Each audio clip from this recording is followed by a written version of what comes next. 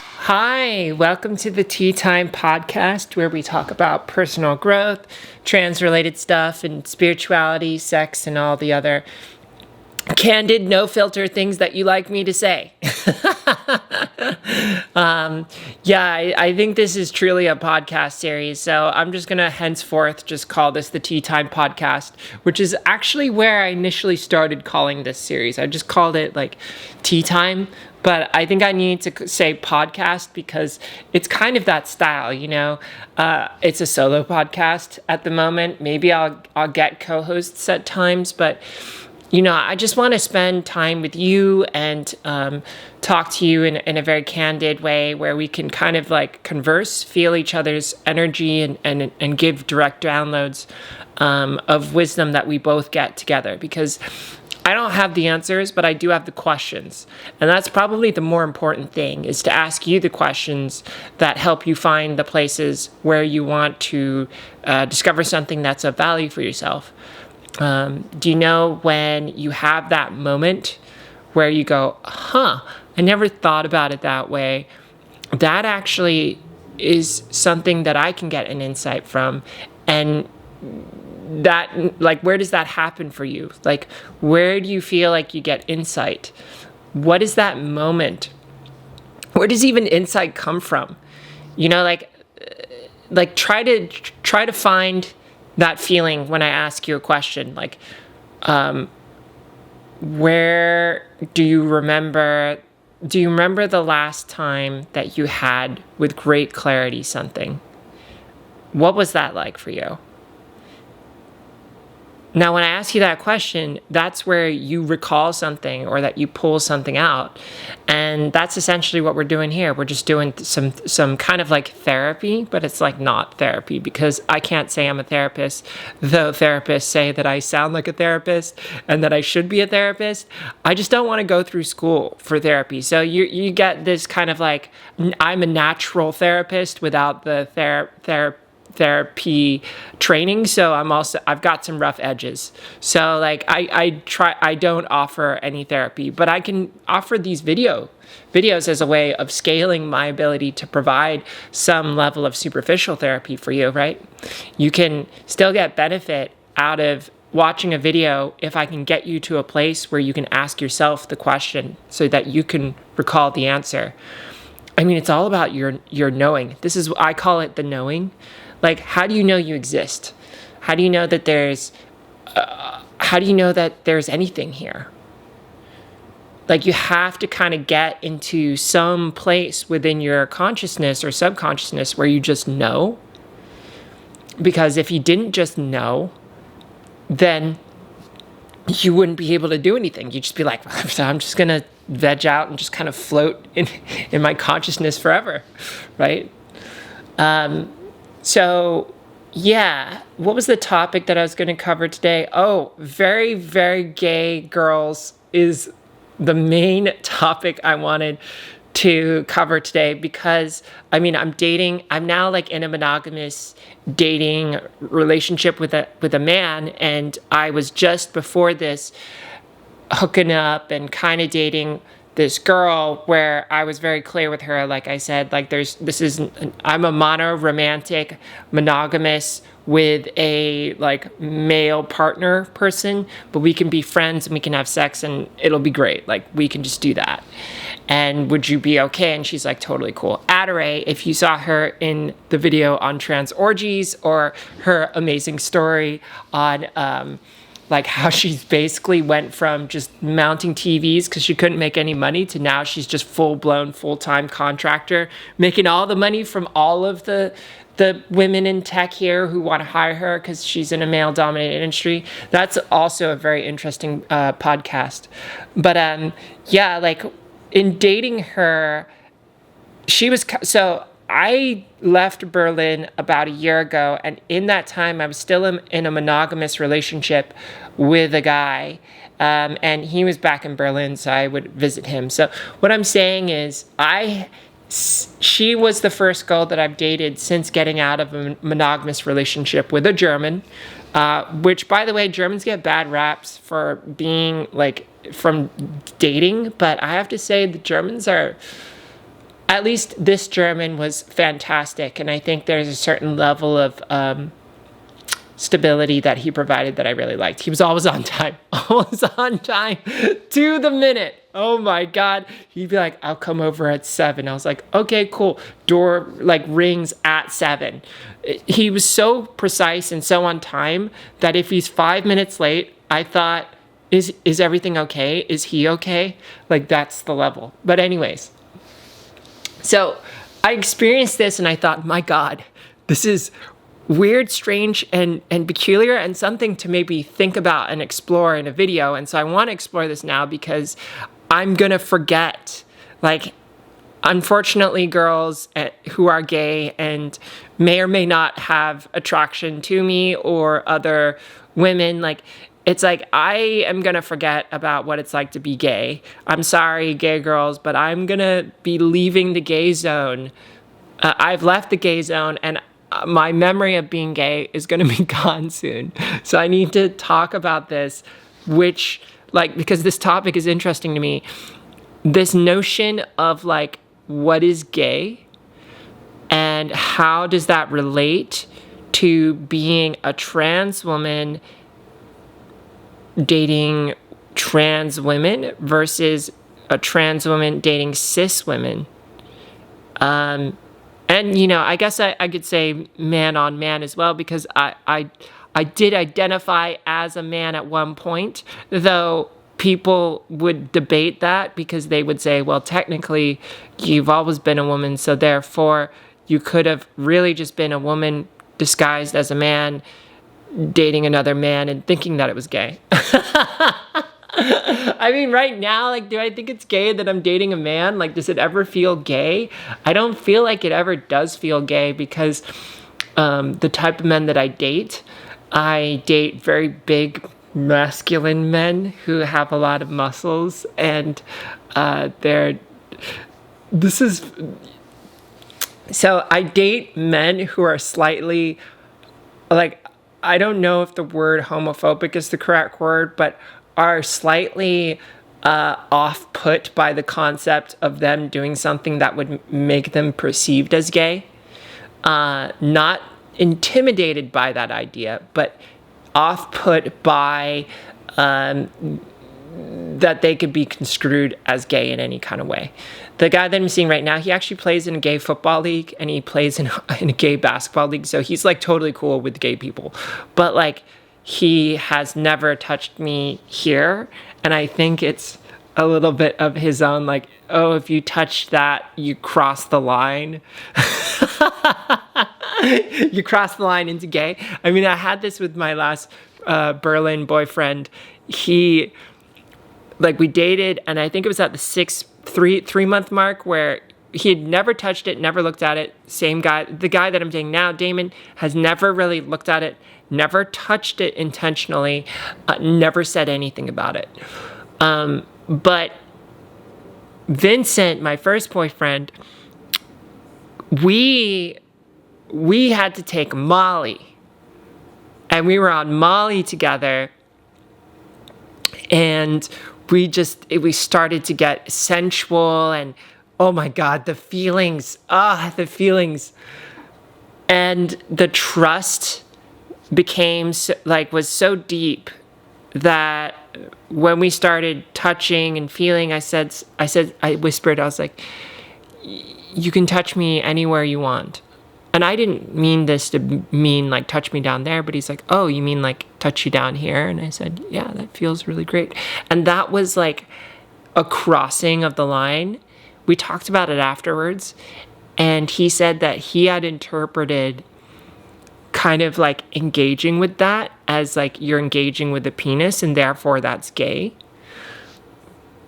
But when he was able to see it and treat it not like a penis and see it as how I see it, which is like a giant clitoris, and like not jerk it off like a dick, but like move it and play with it like it's not like that it's a clit and treat it that way, he was able to shift under the support of Molly to see it differently. And then from that point on, he was able to touch and all of that. And that was 3 months in. And I'm sure with Damon, we'll cross that line at some point. But I don't need to force the issue. He fucks me great. And like, that's all I care about. He fucks me a little too, like, I don't know. Sometimes I'm like, please, like, can we just stop at this point? Like, and of course he'll lay off, but I mean, a part of the enjoyment of having sex with someone who's kind of like more of a dom in the bedroom is they get to choose what the sexual scenarios are and how long and like what's going on. So, but anyways, so I would have to say it's clearly not gay with men now because I get very cis heteronormative type men. But like when I'm with a cis woman, like I can't even date cis women. Like it just seems impossible to me. Not impossible. It just doesn't seem to match up.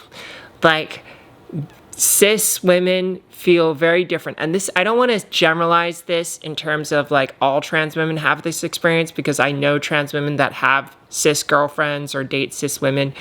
But I feel like there's buckets here of categories. There's trans women that just date trans women. And then there's trans women that date cis women. And those two are like different categories of like dating and your dating pool and your dating style. And I feel like the trans women that I know that date cis women are more gender conforming to being a woman across the entire stack of what you define as a woman, like wanting to pass, working on voice, like doing all of these things, having interests that you would normally just see a trans woman have interest in. Like Adare, on this other hand, she's like, oh, I have interest in construction. I like to build things. I don't care so much about my presentation. I wear like work boots. I wear just like, it's like she's, I mean, if you see her in our podcast, she's stunning. She's got red hair and she's got this green dress and everything. But like, she does not give a fuck about how she presents herself. She can do high femme, she can do butch femme. I don't think she's trying to be butch, but she can give that appearance. And she only dates trans women. And she bangs a lot of trans women. You should see that trans orgies video. But like when I was dating her, there were moments where I was like, wow, this feels more gay than regular gay. And I think it's because when I date a cis woman and if we kiss or we're making out, I feel like I'm on the masculine side of the experience. Like it just feels like there's a certain level of expectation because I could top, and like it just doesn't feel a one-to-one match. And please let me know what you think about this. If you date cis women and you date trans women, like I think this is important. It's like there's a certain level of neurological compatibility and matching that you get as a trans woman when you date another trans woman that's just different than dating a cis woman. Because when a cis woman is born and she has her estrogen and she has estrogen for her entire life, never ever has testosterone, it's like it configures your brain in such a way, and you live in society that has always treated you as a woman. It's just a different brain than you. Maybe your brain is conditioned as a woman, but you're given testosterone at the beginning of your life because people don't know you're trans. Maybe you don't know you're trans, or maybe you do. But you have testosterone because hormones affect your brain. Testosterone affects your brain. And I say this all the time to cis women because they go, wow, this is so fascinating. But it just feels like it's the truth. And I think science and studies on the brain and neurology for trans people is like at very early stages. But when I'm around men and when I remember myself under testosterone, there was a level of precision thinking, a level of focused thinking. This idea of like one target versus the next target when you're talking about like target acquisition and being able to focus on things. When you get a group of men together, the way they talk, they just make decisions. It's very precise. It feels like it's a converging. It's always a converging onto like very concise things. With women, you get women together in a group and it's very much more open. It's very much more expansive and it's a lot more like, oh, like, I don't know, like, what do you think? Like, what did the girls think? What's the group think? Like, there's a lot more social aspects to their experience. And I noticed that when I switched to estrogen, and I would love to hear from you and other people who have switched hormones, what that experience looked like. I know some people who say their experience didn't change at all, and I know other people who say their experience changed completely. And for me, my experience changed completely. Estrogen made me more expansive in my experience. I became more socially aware, and I'm not talking like this is a cultural thing. I just became more aware, like estrogen shapes your perception. And so over time, this became more natural and it became less blatant, but I still have within my neurological structure parts of my brain that have been configured with testosterone. And those configurations are just there. They're just deep in the cracks of my brain, which gives me a higher level of accuracy in how I speak and point and target things, whether that's decision making or how I'm speaking now. I mean, speaking itself, ideas are like you have this expansive amount of space where you're allowing flow and allowing an openness to be, a formless state of being. And then suddenly you create these novel connections between different parts that suddenly fuse into a new tangible thing. It creates form. And that's this expansiveness is the feminine or the estrogen. And this contraction, this like convergence is like the masculine or the testosterone. And you look at this in sexual acts and it's kind of the same thing. So there's something there. I'm trying to reference it, but I don't have the word because I don't think we have a word for this. We just say feminine, masculine, or like positive, negative, that kind of stuff. But I think it's more of it's a feeling of either expansion or contraction. And we do expansion and contraction, all of us, regardless of what hormones we're on. There's this expansive amount of thought, and then you kind of like arrive at a conclusion that you need to have tangible so you can summarize your thoughts and then be able to take this thing and then apply it, right? Like, where in your life have you had an idea, and where did that idea come from, and what state of being were you in when that idea arrived? Were you like, I need to think of an idea, and then the idea suddenly appeared? Or were you like, daydreaming, doing something else, and then bing, it all kind of came together? So we all have this, and even as I'm speaking it, I don't know what I'm going to say, but I allow my mind to expand. I look for the feeling of the words that want to come out, and then I contract on the words. And so what's happening in my brain that you're not seeing is the realm of possibilities that I'm expanding to, and then contracting on things as they appear to be the right thing for me to decide. But there's a fork. There's always a fork at some of these points of things that I can say, and I have to make a choice of one or the other. And that creates, through my words, reality that you're experiencing now. And it's incredibly powerful when you think about this, because you are crafting reality as you speak.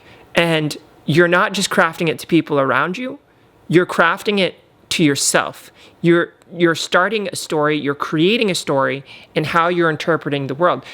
You are having to decide what your reality is at every single point that you're speaking. When you're thinking, you're not necessarily deciding. So you think of something and then you may just flitter over to something else. But when you're speaking, you only have one mouth, you only have one thing that you can say at a time. So what do you say? And by saying it, you create it, which is a whole nother podcast on manifestation and creation and like all of that stuff. But like this is what we're talking about. Like, what are we talking? We're talking about being super, super gay. See, this is why I think a podcast is perfect for what I'm doing here, because it like gives me more space to like thoroughly explore the realm around this topic and like shoot off into all of these different directions. We can craft a more expansive, more rich version of reality as we sit together and absorb each other. So being very, very gay and matching minds and like all of the different aspects of the feminine and the masculine, the expansion and the contraction. And then so when I was dating Adore, it was like, we just got each other immediately. Like I invited her over to my place. We had talked long enough over text that I knew she wasn't crazy and I could trust her. And I would not do that with like just a regular cis girl or with a cis man ever. Like, because I don't fully understand how their brains work, but I do understand how trans women work mostly, not all of them. I mean, trans women can't be categorized as one category. Like, hanging out with Adore and seeing like 25 hot ass trans women all come together, they all look different. It's like they all have they're just like cis women. It's just like everyone's different. Cis people, I would say. But there were times where I felt like I could say something without having to say much. We would kiss. It just felt more gay to me. Like, I feel less gay dating a cis woman. I don't know. Is it gay? I mean, the trans people would say, well, you're a woman dating another cis woman or trans. It doesn't matter. And thank you for writing that comment. I appreciate that. I don't agree with it, though. I don't agree that as a trans woman, dating a cis woman is the same thing. I think that is dependent on you. And for me, it's not. Because I'm aware of the fact that your brain works differently than mine. And maybe that's really what it is. Maybe it's the fact that my obsessiveness, my brain that overworks and goes into overdrive more often than not and gives me all of these thoughts, which I have to share with you and express. I don't want to say autistic, but you know how like trans people have a higher like degree of autism spectrum and all of that. It's like the brain match. It's just easier. So to me, it feels more gay when I date a woman. And I'm not talking about the genital aspect. I think it's more of the societal aspect. It's the transformation aspect. Like, she and I were like working on the windows over here on putting up some reflective film. And I said to her, God, it's amazing to be a woman. I forget sometimes that I'm a woman. Do you ever get that? And she's like, yeah, totally. I get what you mean. And that was all we had to say. Like, I didn't have to expand into this really large conversation with a cis woman and be like, what do you mean? Because I feel like a cis woman would be like, what do you mean? You are a woman, trying to validate my experience, which is a very supportive and ally-like behavior. But as a trans woman, you don't want to be like, oh, I'm sorry. Like, yeah, you experienced that. It's like, yeah, no, I get it. I know exactly what you're talking about. And so, I don't know, if you're gay, I want to hear from you. And if you like dating trans women better than cis women, like, I want to hear why. I asked Adore because she's exclusively like gay and she dates a lot of women and all of them are trans women. I asked her this. I was like, why don't you date cis women? And she said, it feels more complicated. It just doesn't seem to work. She does occasionally take a cis woman home, but like, it just doesn't seem like she has found any cis women that she feels like it matches one-to-one with. So there's that. And then like, okay, so we're approaching potentially the limit of this video podcast, but I'm just going to keep going. It might just run off, but let's just go to the end and see what happens. I should mention that if you are listening to this, I would love for you to join as a member to support this podcast series. Since this topic is about sex, it's not going to be monetized, so subscribe. It is like the first thing, like this video, and if you can join, that's going to support me and this channel. I use the money to actually like pay people to make my thumbnails and like be like video editors for my shorts and stuff. Like, I don't keep this money. The money is for the channel to grow. It's all getting reinvested into that. So if you want to support me and you're finding value out of this, I would really appreciate that. Of course, you can also buy my book. That's a great way of supporting me, but it's also really important for you if you want that. And I have a meditation series on femininity. But anyways, this video is sponsored by me, so there you go. But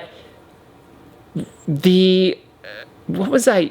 Yeah, so the thing that I want to talk about then, because we're exploring like what is gay, is like, as a person who thought that they were a man, what was it like dating a man?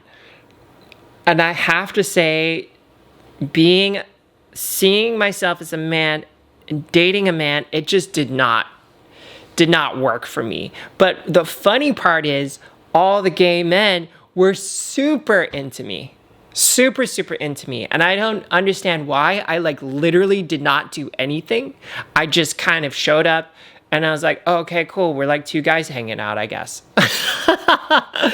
But every single guy that I would go on a date with would be like super up in arms and like would be like super into me.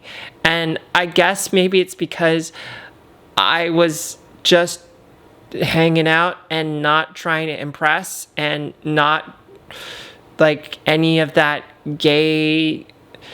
I mean, like, there's so many kinds of gay, but the gay that I see most often is the one that's like a little bit louder and a little bit more flamboyant. And I was definitely not that. But the compatibility, I was looking for energy compatibility, and it just didn't feel like there was much there. It never worked. It just felt like two batteries, like positive, negative, and they're trying to like, do things. You got to flip one so that you can get the positives and negatives to bond. And that to me really only started to happen once I started to evolve and move past dating guys. I mean, also like at some point where I was like, I need to explore being trans. I don't want to be seen as a guy by someone who's attracted to me as a guy. And that was a weird thing. I mean, most of my life I've only dated as a cis man dating cis women, and that was great. And now I'm still into women, but I can't be romantically involved because it doesn't work. Like, I feel so feminine when I'm with Damon. I just can't give that part up. It just helps me see myself in ways that I sometimes don't allow myself to see myself. Like, this is a whole thing, being trans. Like, you kind of run up against your own internal kind of boundaries of how you you allow yourself to express and be. And I find that being in a straight relationship helps me achieve that. Of course, some people would debate whether or not it is actually straight. But I mean, the dude is a ranger. The dude is a dude, and he is fucking cool. So there you go. To the haters, there you go. But maybe this is the point where we kind of want to just kind of close up. Like, what are your thoughts on this idea of being gay, and like, what does it mean to be gay to you? Is it a lifestyle? Is it a mentality? Are cis people dateable as like you being gay, or like, can you only date other trans people? And is that because of their experience, or is it that because of their brain, or is it because of both? What is your experience? What are your thoughts? Thank you for joining me today. Let me know how you like this podcast kind of mode of doing these longer videos. I am enjoying it. I like going off the top and just continuing to go and go and go because it allows us to zigzag into all these other interesting areas. Of course, I can understand that maybe it's a little less digestible. I don't know. Some people have told me to make a podcast. I think I'm feeling it. I'm feeling it. What do you think? What do you think? Please tell me what you think. I'm gonna keep doing these.